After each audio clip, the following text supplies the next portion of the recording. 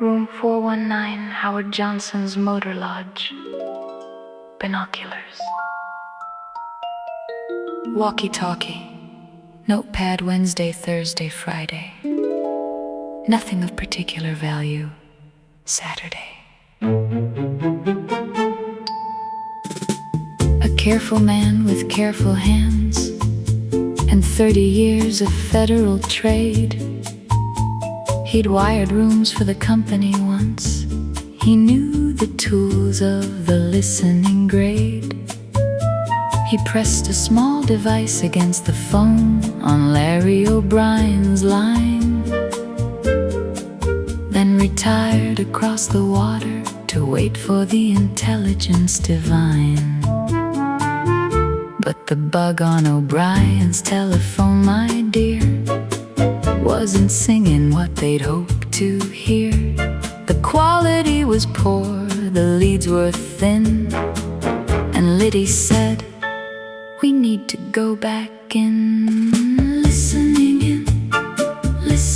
in, pressing close to find where the secrets begin. A bug on a wire on a phone in a room that was better left alone.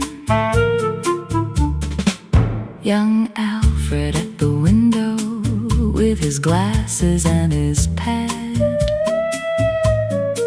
transcribed the conversations coming through, for better or for bad. The chairman's line, the staffer's calls, he typed his logs and sent them west to creeps' attentive halls that were finding them at best unimpressed. For what came through the wire, love, was not exactly what they'd planned. The chairman's phone rang mostly personal, the political intelligence was bland. There was gossip, there were dinner plans, and something about a call girl ring, which had absolutely nothing to do with George McGovern or anything. Listening in, a notepad and a window and a discipline thin. The logs went off to Creep each day, and Creep was not impressed, they say. So back they went on Saturday night to fix what hadn't held. McCord with all his equipment and the team that history felled. The bug needed replacing, the documents deserved one more look. And this time Frank Wills was working and rewrote the history book. 5 men in rubber gloves at midnight, the tape across the lock found twice. 3 plainclothes officers of Washington were not inclined to think it nice. And Baldwin at his window saw the flashlights going bright. Too late to warn the team below, he'd been listening, all right, just not to the right thing that night. Listening in, the walkie-talkie crackled and went thin. Shuffler, Barrett, Leaper at the door, and Alfred Baldwin couldn't call the score. But deep inside the West Wing, through the winter and the spring, a patient reel of voice-activated tape was listening to everything. Not to O'Brien, not to McGovern, not to anyone on the list. It was listening to the president himself, and it never once missed. It heard the plans, it heard the cover stories, it heard what no one meant to say.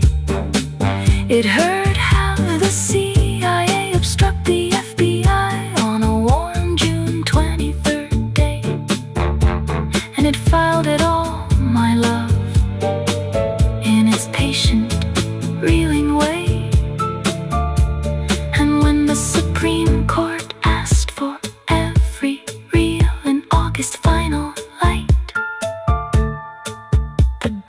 listen in Washington set the record right. Listening in, listening in. The president was listening to himself within, voice activated, running quietly free. The most attentive ear in Washington was the one he didn't see.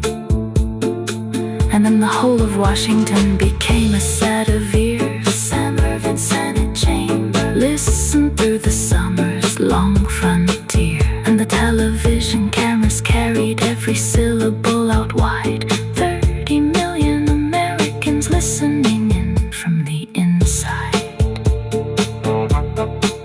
The Supreme Court heard the arguments, 8-0 what they found.